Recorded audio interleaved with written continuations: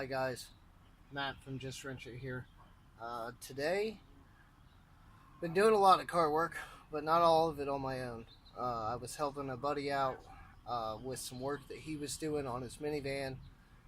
He was doing some transmission solenoid replacement, so he had dropped the subframe, the motor, and I was giving him a hand to put that back together.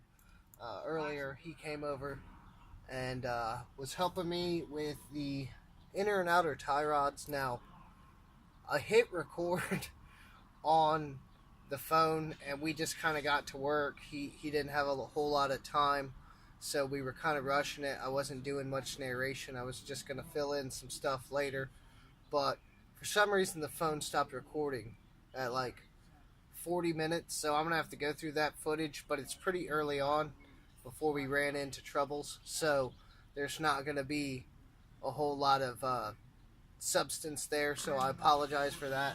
But at the moment, I've got the tie rods in, the outer and the inner. The inner was horrible. Okay,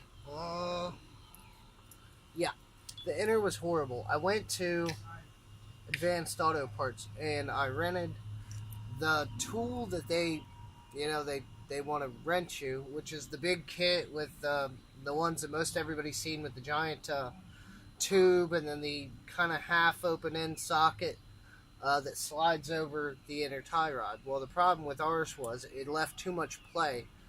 It kind of fit the width of what we needed, but as soon as you put that big pole extension on it, you pressed it forward, undoubtedly, and then you ended up with a very small amount of contact with the surface. So it essentially wouldn't break anything loose. You didn't have any real torque with it. So we went back, and the guy there, his name was Richard, real smart, actually was like, because we looked and they didn't have any other tools, he actually looked something up on Google, and then Advanced called AutoZone and asked them if they carried this tool, and they did. And this is what we got. It looks like a muffler clamp with a specialized kind of centerpiece.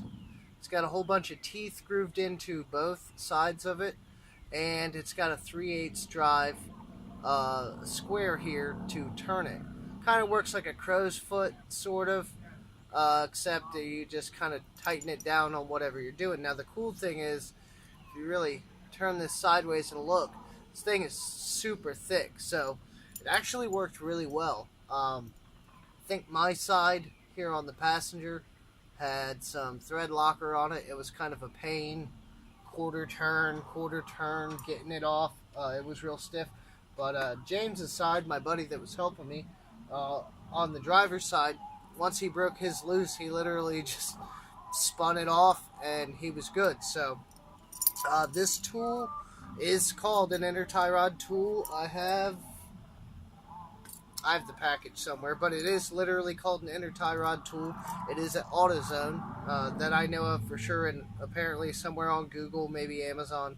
But it only cost me $20, and it cost me $20, but I get to keep it.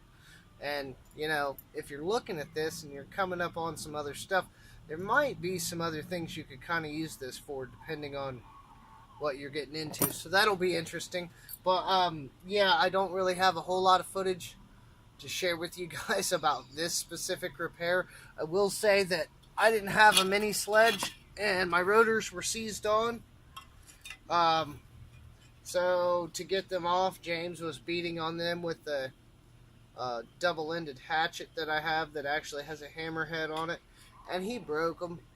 He broke both of them, actually, which is good because tomorrow's work is doing front and rear brakes on the Galant here. Don't worry, Mr. Wrench It, I got it. Stuff you probably can't see it, it's not in frame, but I already got my disc brakes for the front and my drums and shoes for the rear, so I'll be all set. I'll do some recording tomorrow. Should have better luck. Obviously, today was kind of rushed, and I'll see if I can maybe pull out some highlights, especially him breaking these rotors. I think that would be interesting. But yeah, the tie rod ends are in. Everything seems good. I straightened the wheel out a little bit. We counted the threads on the outer tie rods. We checked them for size. They're the same length. So really on the alignment, we shouldn't be too far off. Obviously, I'm going to have to get the rest of the work done to find out for sure. But it should really be pretty close. I don't think we should run into a whole lot of problems. Should I probably get in alignment within the near future? Yeah, probably. But I don't think it's going to hurt anything to just kind of keep it how we got it. It should be, for the most part, like it was. So we'll see how that goes. But yeah, guys, that's what I'm doing today. Also, I got a hold of Bruce L. for the socket giveaway. He lives in Canada.